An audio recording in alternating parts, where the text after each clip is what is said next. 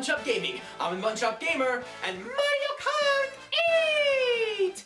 This game came out less than a week ago, and I am excited to talk to you about it. Now, even though I've played past Mario Kart games, I haven't really considered myself the biggest fan of the Mario Kart series. I've been more lukewarm to it than anything else. However, I couldn't just ignore one of the biggest releases on the Wii U before the next Smash Bros. Game. So, without any further ado, let's vroom vroom vroom right into Mario Kart 8.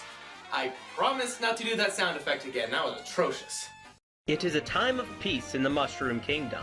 After Peach has been rescued from her latest kidnapping, the agreed-upon treaty between the Mushroom Kingdom and the Koopa Kingdom required that a short time of rest for both parties be taken. In the past, they have played board games with each other, and sports against the athletes from Mobius. However, this time the citizens of the two kingdoms return to one of their favorite activities, go-kart racing. Will this result in the two nations parting ways again? Will they become fiercer enemies because of a blue shell toss? Or perhaps they might realize that they don't want to fight anymore because they realize that those from the other kingdoms are people too. Oh wait, no, that's just my creative mind again. There is no story! It's just a bunch of Mario characters racing around tracks all over and off the world. I can't really give or take points away with the lack of story. I know quite a few racing games try to have epic storylines, but they mostly fail and are kind of predictable in storytelling terms. However, many fighting games usually had crappy stories, and Brawl had a great story. So I think if Nintendo put the effort in, they could have made something pretty cool. As it is though, nobody was expecting a narrative, myself included, so I guess I should just shut my mouth. Let's move on to aesthetics because holy crap, this game is beautiful. But let's talk about the technical things before we get to the actual art design. First off, there was a misconception that this game was going to be 1080p and 60 frames per second. It turns out that it was natively 720p and 59 frames per second. I'm okay with the FPS, but the resolution is a bit disappointing, and the fact that Nintendo never denied the rumors is a little sad. I mean, it's great that the Wii U can achieve this in an age where neither Sony nor Microsoft can get 1080p 60 frames per second on their respective 8th gen consoles, but I can't help but feel that it's dishonest to not let a lie about a game be uncovered, even if the company behind the game didn't make the lie in the first place. Also, you can tell everything is a bit pixelated. See, from what I understand, in order to achieve this look with the high speeds of Mario Kart, Nintendo didn't put in their simple anti-aliasing code in order to keep the game processing at a good speed. I'm fine with it, but it's still noticeable, and there are those who are keen on hating everything Nintendo does that will point it out immediately as an argument against the game. Now let me explain why I don't care about those technical issues. The game is an artistic dream! With the addition of the anti-gravity function in the vehicles, levels are no longer required to be physically possible for a real racer to drive on. This allows for a lot more creativity in terms of level design. You could be on the ground at one time, then on a wall where racers still behind you can see you moving in the opposite direction on the track, and then you could even be racing on two complete opposite tracks and make it look like your opponent is on the ceiling! However, I don't like how the map was moved to an option to be seen on the gamepad. In a racing game, we need to be able to move our eyes quickly, not look down, then up again. I had to set up my gamepad to be in its cradle next to the TV with the map on because it's not the default setting, and then use a Wii U Pro controller. Now, there are subtle things about each level, and most of them are unique to the levels they belong to. Look at the lights turning on in the caves. It's a simple thing, yes, but it's not commonly seen in racing games, at least not to my knowledge. Oh, and look at the tire skids. They remain there throughout the entire race, and they only help to pull you into the experience with a small little detail. Sound design is really good as well. The drifting, the bumping into other players, the spinning for extra speed, and the sounds for the items are all well crafted. The voice acting is pretty good too for what little of it there is. Music is also really good with a melody-driven track for, well, every track. However, there are some songs that I have trouble remembering because I was so focused on the gameplay. It's a lot like the music in Little Big Planet 2 in terms of how much of an impression it made on me. I suppose that is a good thing in this case though, because unlike Little Big Planet 2, you have to stay focused all the time in this game, as opposed to having the option to either speedrun or take your time in the latter. Basically what I'm saying is that I don't want the music to be too distracting when time is of the essence. The item modeling is good as well, with no polygons noticeable and everything designed well to look like it is a physical object with weight rather than a floaty computer model on the screen like in Mario Kart Wii. Character designs may borrow from other Mario games, but they all look great here nonetheless. What you say? That you only meant well, 'cause you did. What you say? That it's all for the best. You can see some great lighting effects on the items this time around as well. I mean, look at the sheen on the shells and the helmets. It looks like it's part of the world. Environments are also beautiful and tying together well with the music of some levels, and combined with the gameplay, it just immerses you into the world. Moo Moo Farms, for instance, has an Irish feel to it that makes me smile and practice a wee bit of a bad Irish accent. And other levels make you tilt your head without realizing it because you are so immersed even when your character drives on the wall, kicking in your suspension of disbelief in a way that no past Mario Kart game has ever done before. And since I finally get to rant about it, I may as well do it now. Why can't Miis have mutton chops? If the Mii is meant to be an extension of oneself, shouldn't they have at least upgraded how the Miis look on the Wii U from the Wii? A simple patch would fix this issue, and it would be very much appreciated. I mean, Microsoft lets you have them on Xbox avatars, why can't we have them on our Nintendo Miis? But now let's move on to gameplay. At its core, Mario Kart is a racer with power-ups. Let's talk about the racing first. Now, there are your basic tracks that have hills and jumps and all kinds of tracks. If you hit the jump button while going off a ramp, you can do a trick that I swear feels like it's giving you a speed boost, but I have no way to prove it. Those are simple enough to understand, but there are a few mechanics here that make a lot more strategy and skill be used in the game. But we'll get to those in a sec. You can also glide through the air to control like an airplane and drive through the water, slowing you down a bit. However, it's the zero gravity sections that are where it's at. You hit other players and spinners to get a little speed boost, making you want to hit everything in order to go as fast as possible. But let's discuss those strategies I mentioned earlier.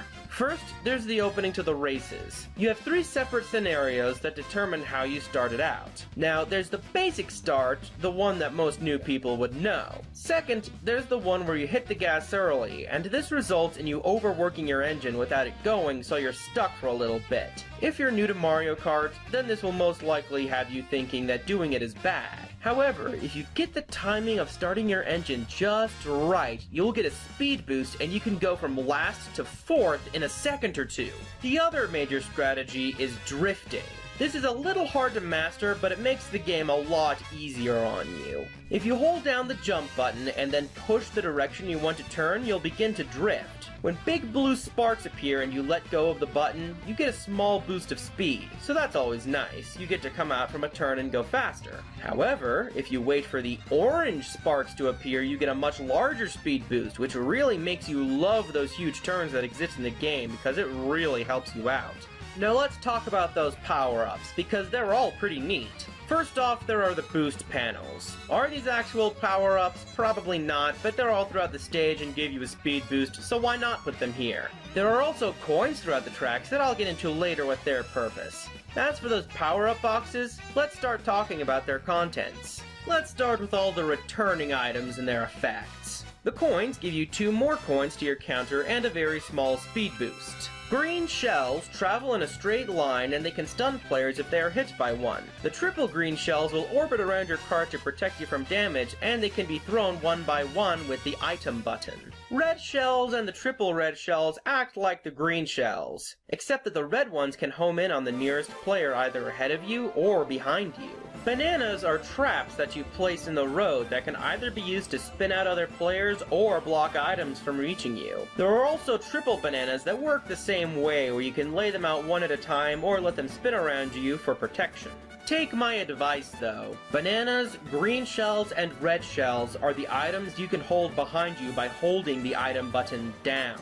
Basically, use these as shields to protect yourself if you're in first. If you're behind, use your red shells to knock out the players ahead of you. If you use these items as shields, then you can protect yourself from players knocking you from behind or other players using red shells to try to hit you. Mushrooms will give you a small speed boost, and triple mushrooms will give you 3 speed boosts, both of which are used when you hit the item button. The gold mushroom, though, lets you keep hitting the item button over and over to get unlimited speed boosts for a short time. Fire flowers let you throw fireballs for a short time, and stars give you invincibility from all terrain items and gives you a speed boost without having to press any other buttons. And if you hit other players with the star, they'll spin out. Bloopers spray ink on all players ahead of you, making it so they can't see that well. Bombs explode after a few seconds when thrown or dropped, lightning causes opponents to drop items, shrink, and drive slowly for a little bit, and bullet bills rocket through other players, making them spin out and helping players in the far back get back into the game. Oh, and of course, there are the blue shells. They target the racer in first place without mercy, knocking out anybody unlucky enough to be in their path, and are the main cause in the people thinking that Mario Kart is all luck-based. Yes, it was originally there to keep racers together, to keep the processor moving at an okay pace, and it's now there for balancing. But this item can either make your day or ruin it. Now let's get to the new stuff. The boomerang flower can be thrown 3 times, hitting racers ahead of you both forward and backward. The piranha plant eats obstacles and other racers, and it gives you a speed boost with every bite. The crazy 8s gives you 8 items in a circle around you. You press the item button to use the one that's in front of you at that moment. It's good and all, but it confuses you when you get into it. It's too much information at once, you know? And last, but certainly not least, is the Super Horn. What does it do? Well, aside from sending out a shockwave to stun racers, it kills blue shells. My worst moment with this one? Somebody used lightning, making me lose the horn, then a blue shell hit me immediately, making me suffer. My best moment? I had a horn. Waluigi just passed me and was nearing the finish line, and a blue shell was right behind me. I used the horn at just the right moment, and kablamo! I won the entire cup. The AI of other characters changes greatly depending on the difficulty you're on. They range from let's make this a clean race to let's throw our shells systematically at the only human player here so we won't be able to move and we can all pass him. It just feels cheap when the computer pulls that crap on the human players instead of other computers. Let's talk about the difficulties in the cups. There are a total of 3 difficulties, 4 if you manage to unlock it, and the changes are noticeable. There are 4 new cups with 4 tracks each, meaning that you have 16 new tracks to go on. However, there are also 4 retro cups with tracks from previous Mario games. Now, I've heard complaints about how a lot of the good ones were already used by previous Mario Kart games, so now we're stuck with these ones. While you'll still enjoy these tracks, I do have a question. Where is it written that you can only reuse a track from a previous game once? What was stopping Nintendo from remaking favorite tracks again in HD that we could unlock? Speaking of unlocking, as you get first place for the first time in every cup in different difficulties, you unlock a new random character. This sounds great, but putting in all 7 Koopalings leads you to hoping you unlock, say, Pink, Gold, Peach, but you end up getting another freaking Koopaling. You also unlock a random car part with every 50 coins you collect, with the second to last part in the 2000s, but the very last part being expensive at 10,000. Now there has been talk of that free DLC in Japan where Mario can drive a Mercedes. And I realize I'm in the minority here, but I freaking want that! It's Mario driving a real-life car! I like the idea of that! Now, battle mode is something that many people claim has been ruined, but you know what? I never really played battle mode on previous Mario Kart games, and I didn't play it here, so I'm just going to leave it as is for now. There are also time trials where you compete against either ghosts from the Nintendo Network or your own ghosts to get the best time on a track. and it's good if you just want to work on your speed without other players distracting you. You can also look at the highlights of a race through Mario Kart TV functionality. You get to see what the game thinks the best parts of your race are, and you can set what you want it to focus on. However, when there were things like, say, a blue shell hitting me and a blue shell being blocked with a super horn, it decided to show the former of the two rather than the latter. Well, you can view the entire race in this form if every moment is so important to you. You can't upload it to Mario Kart TV or YouTube. You can only upload it if it's 60 seconds or less. You also don't get to use the slowdown, rewind, or fast forward features that you can use when you're just watching it yourself. Overall, it would just be better to use a capture card and to make your own videos that way than to use the game's functions. Lastly, if you're going to play online, it can take a while to get the game going depending on where the people are that you're playing with, but once the race starts, it runs very smoothly with little to no lag. Honestly, I think this is the best Mario Kart game to date. I've had more fun with this game than any of the past Mario Kart games, and I realize that that is a very controversial thing to say considering how much nostalgia people have for the old games. But I genuinely love this game. Now, there are flaws that other people have with the game, and the AI has some issues in my book, but I'm gonna go ahead and give it an A-. While most of the aspects of the games are good in my eyes, I do recognize how others may have problems with the battle mode and with the long wait to play online. Alright, that's it, and I'll see you guys next week. Hey, if you liked my video, then why not throw me a like, a comment, and subscribe to my channel. And while you're commenting, suggest a game for me to critique sometime later.